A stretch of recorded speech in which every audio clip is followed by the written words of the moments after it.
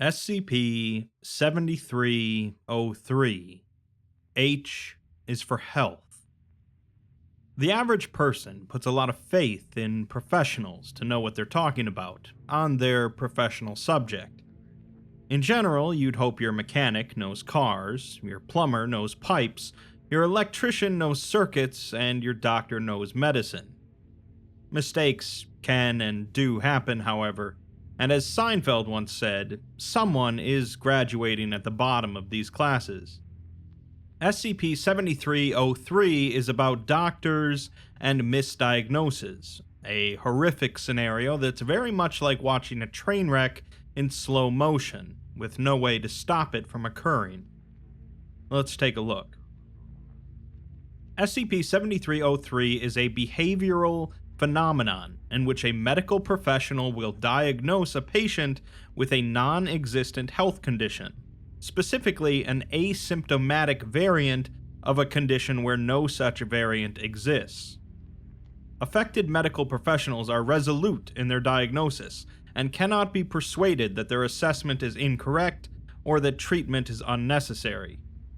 Those affected demonstrate an increased persuasive ability to an anomalous extent, and through this they are able to convince both patients and other practitioners as to the efficacy of their conduct.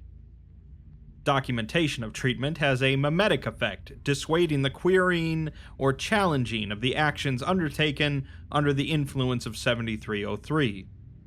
The effect will persist until the affected medical practitioner decides the course of treatment has been completed. The anomaly has proven resistant to all Foundation efforts to prematurely conclude the phenomenon, including amnestic treatment, intimidation, reprogramming, and electroconvulsive therapy. Whilst uncommon, cases of practitioners being repeatedly affected by 7303 have been observed. We're then provided a log of a series of appointments between a patient in the UK, Andrew Whitfield, and a doctor, Dr. Henry Dockery. This began with a follow-up examination of a laceration on Whitfield's left hand, and towards the end of the appointment, Dockery asks him to take his shirt off. Whitfield asks what it has to do with his hand, but complies, as Dockery asks how his breathing has been recently. He proceeds to put his stethoscope against Whitfield's back to listen to his breathing, as Whitfield says that he hasn't noticed anything unusual. Dockery tells him to keep breathing normally, as he's going to give him a light tap on the back. He proceeds to clench his fist and punch Whitfield between the shoulder blades. Whitfield exclaims in pain, but Dockery says that he's all done here, but he'd like to get some tests done before he leaves. Whitfield asks if there's anything to worry about, but Dockery just smiles and says to get those tests done first.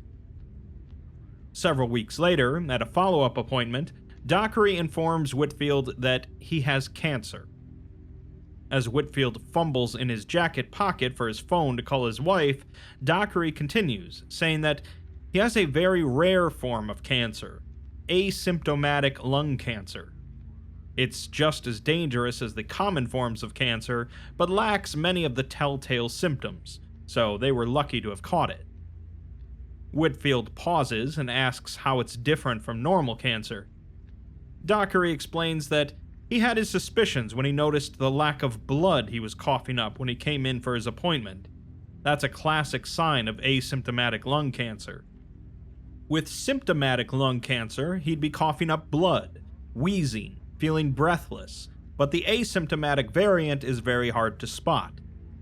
It can only be diagnosed by a lack of symptoms, but fortunately he has experience in this field, as he's previously trained as an oncologist. Whitfield asks if there's no symptoms, can he just go?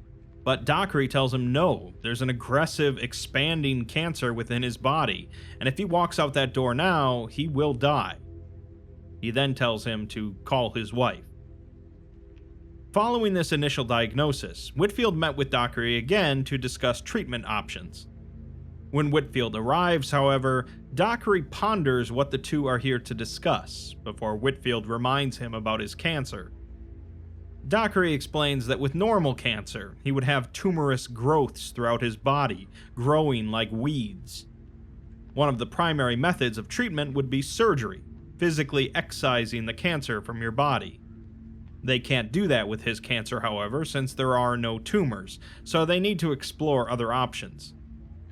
Whitfield begins to silently cry, and Dockery tells him not to be despondent, as they can fight this thing. As they can't rely on surgery, their best bet will be a combination of chemotherapy and radiotherapy. They'll inject him with a variety of anti-cancer drugs and expose his body to large amounts of radiation in a controlled manner. They need to start quickly before the cancer spreads, but these treatments do come with side effects, including hair loss, nausea, vomiting, and fatigue. Whitfield's cries intensify, and Dockery tells him that he'll get him some material to read in the waiting room. Later, Whitfield meets with Dockery for an update and is joined by his wife, Helen. As Whitfield enters, he pauses mid-sentence and rushes towards the surgery's toilets, proceeding to vomit profusely. Helen starts to explain that he's been struggling with the treatment recently, but Dockery tells her that they should wait until the patient is here. He then turns to his computer and proceeds to check his emails for 4 minutes until Whitfield returns. When he does, he says how lovely it is to meet Helen and asks Whitfield about how the treatment has been going. He fiddles with a bandage on his arm and says that he's expended his sick leave from work and they have savings, but it's been a stressful time. Dockery says that he can imagine and moves on to discuss the cancer. He explains that when asymptomatic cancers progress into the late stages, they can begin to develop symptoms, some of which Whitfield is experiencing: hair loss, nausea, vomiting, and fatigue. These are textbook examples of stage 3 asymptomatic lung cancer. The Whitfields grasp each other's hands, as Dockery says that his most recent urine tests came back clean, with no blood, no protein, or leukocytes. He's also noticed Whitfield's skin color, with a distinct lack of yellow coloration, and his sclera are white as snow. Helen asks what that means, as those sound like positive things, but Dockery explains that the cancer has spread. He now has asymptomatic liver and asymptomatic kidney cancer, so he'll arrange with the hospital to increase his treatment dosages. Helen stands from her chair and hugs her husband, telling him that he can beat this. Dockery says that he truly wishes he had better news for them. Another appointment was held several months into Whitfield's treatment after several rounds of chemotherapy. Dockery tells him that the latest test results are back, and it seems that the cancer has progressed further. They're not giving up, though, and there are several options available to them. Whitfield, however, tells him that he wants to stop treatment, because if this is it, he wants to go out on his own terms. Dockery says that he still has a chance here, but Whitfield tells him that it's not worth it. These last few months have been nothing but pain, and everything hurts. If he has little time left, he wants to enjoy this. Dockery asks him if he'd give up. After coming so far and fighting so hard, he would just call it quits. Whitfield says that he's overstepping his bounds, and Dockery says that he is, because he doesn't want Whitfield to make a mistake. He asks if Whitfield has discussed this with his wife, because how will she feel, or his children, knowing that he wouldn't fight for a future with them? Dockery tells him that he knows him. They've been on this journey together, and he's not this selfish. He wouldn't throw this all away. Yes, his cancer has progressed, but he can fight it back. He just needs to try harder. Whitfield tries to argue that he just wants to enjoy his life, but Dockery says that there's only one way to do that, and that's to keep going, which Whitfield agrees to. They have an appointment booked for this Thursday, and although Whitfield tries to change it because his daughter has a school event that day, Dockery has no other availability, and they wouldn't want to delay treatment. As Whitfield leaves, Dockery tells him that he's making the right decision.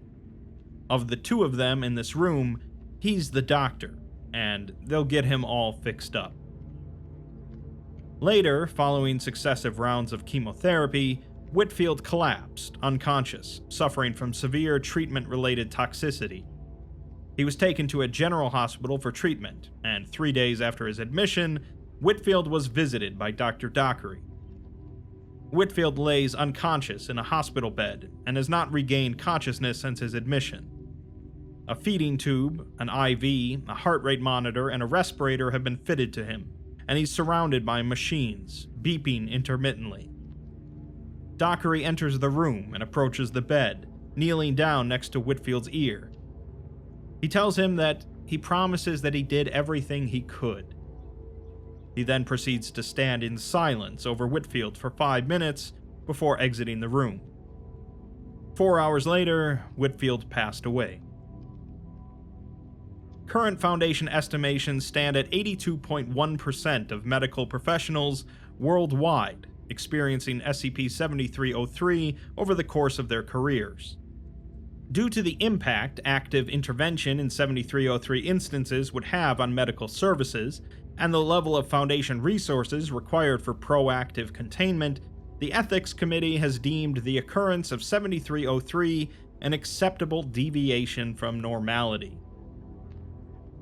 There's a really unfortunate aspect of horror to this article, as obviously there's an exaggeration here beyond anything in reality, and yet it is uncomfortably close to real scenarios that have impacted millions of people. Medical errors are certainly no joke, but horror often draws from uncomfortable premises. While it's unlikely that the Foundation wouldn't dig a little deeper to try and find a root cause for all this, and the odds of this effect not breaking the veil at some point seem fairly slim, its widespread nature could make it infeasible for the Foundation to contain. Modern medicine is generally a marvel, but it never hurts to get a second opinion.